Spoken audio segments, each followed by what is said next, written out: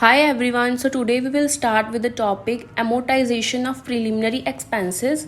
It is a sort of deduction which is covered under section 35D of income tax.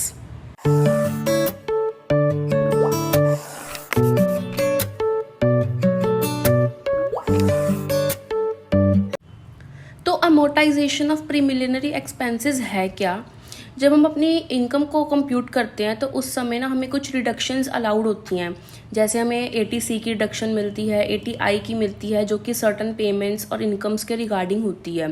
वैसे जब हम अपनी business income को compute करते हैं ना तो हमें कुछ एडमिजिबल डिडक्शंस अलाउड होती हैं। And amortization of preliminary expenses is one of the admissible deduction, जो कि हमारे इनकम टैक्स के 35D अंडर सेक्शन में कवर होती है, जिसमें हम हमारे प्रिलिमिनरी एक्सपेंसेस को amortize कर सकते हैं, जो कि एज अ डिडक्शन हम उसको क्लेम कर सकते हैं। तो पहले हम देखते हैं कि प्रिलिमिनरी एक्सपेंसेस होते क्या हैं। तो प्रिलिमिनरी एक्सपेंसेस वो होते हैं जो हम अपनी बिजनेस या अपनी कंपनी को शुरू करने से पहले इंक्योर करते हैं। मतलब अभी हम अपनी कंपनी को फॉर्म नहीं किया, हमने अपनी कंपनी को स्टार्ट किया है। कंपनी को स्टार्ट करने से पहले जो भी हम खर्चे करते हैं ना, वो सारे हमारे प्रिलिमिनरी एक्सपेंसेस के अंडर आते हैं। फॉर एग्जाम्पल, मैंने अपने जो भी कंपनी में स्टार्ट कर रही हूँ या कोई भी प्रोजेक्ट में स्टार्ट कर रही हूँ, उस प्रोजेक्ट को लेकर मैंने सपोज कोई रिपोर्ट तैयार की, या फिर अगर मैं कंपनी स्टार्ट कर रही हूँ तो मैंने मेमोरेंडम ऑफ एसोसिएशन या आर्टिकल ऑफ एसोसिएशन को फ्रेम किया या उसको ड्राफ्ट किया, उसके पैसे, या फिर कोई भी लीगल चार्जेस जो मैं अपनी कंपनी को स्टार्ट करने से पहले खर्च कर रही हूँ, या फिर मैंने अपनी कंपनी को रजिस्टर्ड करवाया। मतलब जो भी खर्चा मैं अपनी कंपनी को स्टार्ट करने से पहले करती हूँ ना, वो सारे हमारे प्रिलिमिनरी एक्सपेंसेस के अंडर आते हैं। As it is stated, all expenses incurred before a company is formed and the cost incurred before the start of business operations is termed as preliminary expenses. As it is clear from the picture कि starting point से पहले एक preliminary expenses है और start से बाद हमारा business form हुआ है। मतलब बिजनेस फॉर्म और स्टार्ट होने से पहले के खर्चे हमारे क्या माने जाएंगे? प्रिलिमिनरी एक्सपेंसेस माने जाएंगे। अब now amortisation of preliminary expenses section 35D। अब जो सेक्शन 35D है ना, ये कहता है कि आप इस सेक्शन के अंदर अपने प्रिलिमिनरी एक्सपेंसेस को अमोर्टाइज करवा सकते हो। मतलब कुछ कंडीशंस या कुछ एलिजिबिलिटी क्राइटेरिया को फॉलो करके आप अपने प्रिलिमिनरी एक्सपेंसेस की जो डिडक्शन है वो क्लेम कर सकते हो।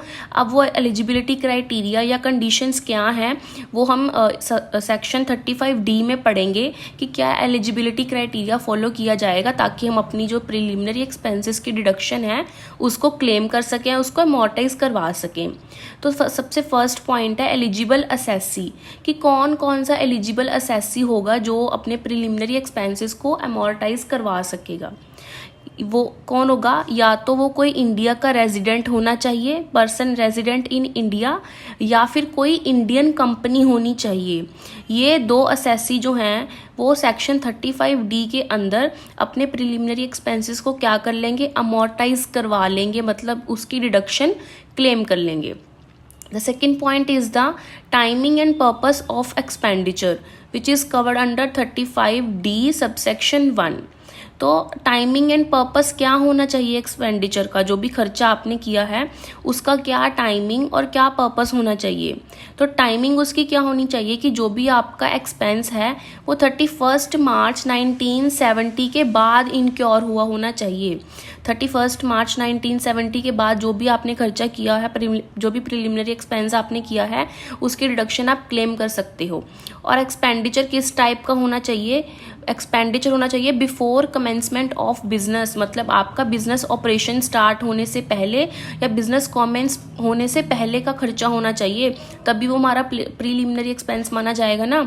या फिर अगर आपने अपना बिजनेस कमेंस कर चुके हो पर आप अपने बिजनेस की अब एक्सटेंशन करना चाहते हो, अपने बिजनेस को और बढ़ाना चाहते हो, या फिर आप कोई नया वेंचर सेटअप कर रहे हो अपने बिजनेस का, तो उस बिजनेस वेंचर को सेटअप करने से पहले या उस अंडरटेकिंग की जो आप एक्सटेंशन करना चाहते हो अपने बिजनेस का, उस एक्सटेंशन से पहले जो भी आप खर्चा करोगे वो आपका क्या आ जाएगा? प्रीलिमिनरी एक्सपेंस के अंडर आ जाएगा। And the third point is eligible expenditure, अब कौन कौन सा एलिजिबल एक्सपेंडिचर होगा, मतलब कौन सा खर्चा होगा जिसको हम प्रिलिमिनरी एक्सपेंस मान सकते हैं कि ये मेरा प्रिलिमिनरी एक्सपेंस है और उसको मैं सेक्शन 35D सबसेक्शन 2 में क्लेम कर सकता हूँ एज अ डिडक्शन। तो क्या होगा, पहला होगा expenditure incurred in connection with preparation of project report. अगर आप अपने कोई प्रोजेक्ट को लेकर उसकी प्रोजेक्ट रिपोर्ट बना रहे हो तो उस पर जो भी खर्चा आएगा उसको आप प्रिलिमिनरी एक्सपेंसेस मान सकते हो और वो उसके लिए डिडक्शन ले सकते हो। या फिर आप फिजिबिलिटी रिपोर्ट बना रहे हो अपनी प्रोजेक्ट की।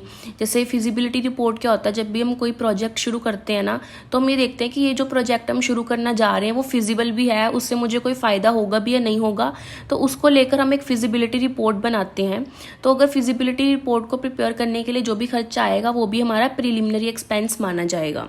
या फिर हम अपना बिजनेस शुरू करने से पहले कोई भी मार्केट सर्वे कंडक्ट करते हैं तो उस सर्वे को कंडक्ट करने के लिए जो भी हम एक्सपेंसेस करेंगे वो भी हमारे प्रिलिमिनरी एक्सपेंसेस ही होंगे। या फिर हम कोई भी इंजीनियरिंग सर्विसेज ले रहे हैं अपने बिजनेस को रिलेटेड, या मैं कोई भी इंजीनियर को, मतलब कोई भी इंजीनियरिंग सर्विसेज हो सकती है, सिविल इंजीनियरिंग आर्किटेक्ट को बुला रही हूँ या कोई भी सर्विसेज ले रही हूँ ना इससे रिलेटेड, तो वो मेरी प्रिलिमिनरी एक्सपेंसेस में आएगी। Next is a legal charges for drafting any agreement between assessee and other related party. मतलब अभी मैंने बिजनेस स्टार्ट करना है तो मैं मेरे और मेरी किसी दूसरी बिजनेस के रिलेटेड पार्टी के बीच में कोई भी एग्रीमेंट हो रहा है और उस एग्रीमेंट को करने के लिए जो भी लीगल चार्जेस आ रहे हैं वो भी मेरे प्रिलिमिनरी एक्सपेंसेस के अंडर ही कवर होंगे। And the third one is इनकी, अगर वो कोई कंपनी असेसी है, अगर वो कंपनी असेसी है तो उसे मेमोरेंडम ऑफ आर्टिकल और आर्टिकल ऑफ एसोसिएशन भी फ्रेम करना पड़ेगा। तो उसको फ्रेम करने के लिए जो भी लीगल चार्जेस आएंगे वो भी इसमें इंक्लूड होंगे। या फिर उन मेमोरेंडम ऑफ आर्टिकल और एसोसिएशन ऑफ आर्टिकल को प्रिंट करवाने के जो एक्सपेंसेस होंगे वो भी इसमें इंक्लूड होंगे। या फिर कोई भी और रजिस्ट्रेशन फीस जो मैं अपने बिजनेस को रजिस्टर्ड करवाने के लिए एक्सपेंस कर रही हूँ वो भी प्रिलिमिनरी एक्सपेंसेस के अंडर ही आएगा। या फिर मैंने कोई पब्लिक इश्यूज़ के लिए एक्सपेंस किया है, या सब्सक्रिप्शन के लिए शेयर्स और डिबेंचर की सब्सक्रिप्शन के लिए कोई एक्सपेंस किया है, कोई अंडरराइटर फ़ी पे की है, ब्रोकरेज या कोई कमीशन पे की है, तो वो भी मेरे प्रिलिमिनरी एक्सपेंसेस के अंडर आएंगे और इन सब एक्सपेंसेस के लिए मुझे रिडक्शन मिल सकती है। अगर आपने अपने बिजनेस को कमेंस करने से पहले ये इनमें से कोई खर्चा किया है तो उसके लिए आप रिडक्शन ले सकते हो under section 35D subsection 2। And the next point is the maximum amount eligible for deduction which is section 35D subsection 3 के इंक्लूड के अंदर आएगा। इसमें क्या है कि आप मैक्सिमम कितनी अमाउंट की रिडक्शन ले सकते हो।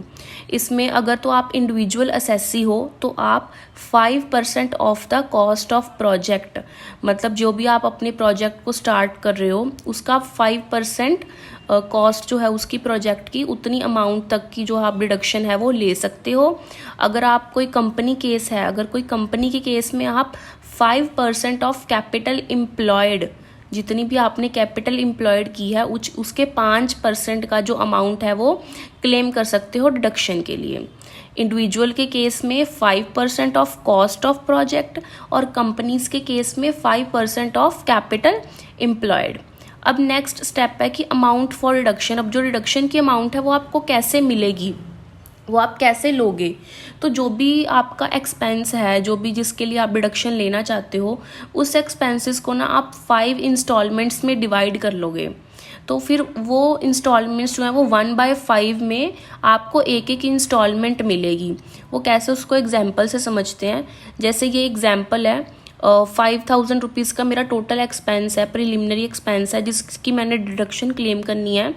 तो मैं उसको क्या करूँगी, 5 इंस्टॉलमेंट्स में डिवाइड कर लूँगी। तो मैंने 5,000 को जब 1/5 कर लिया, 5 इंस्टॉलमेंट्स में डिवाइड कर लिया, तो वो 1000 पर ईयर आ गया 5 सालों के लिए। फॉर एग्जाम्पल मेरा जो बिज़नेस है वो मैंने कमेंस किया 2023 में।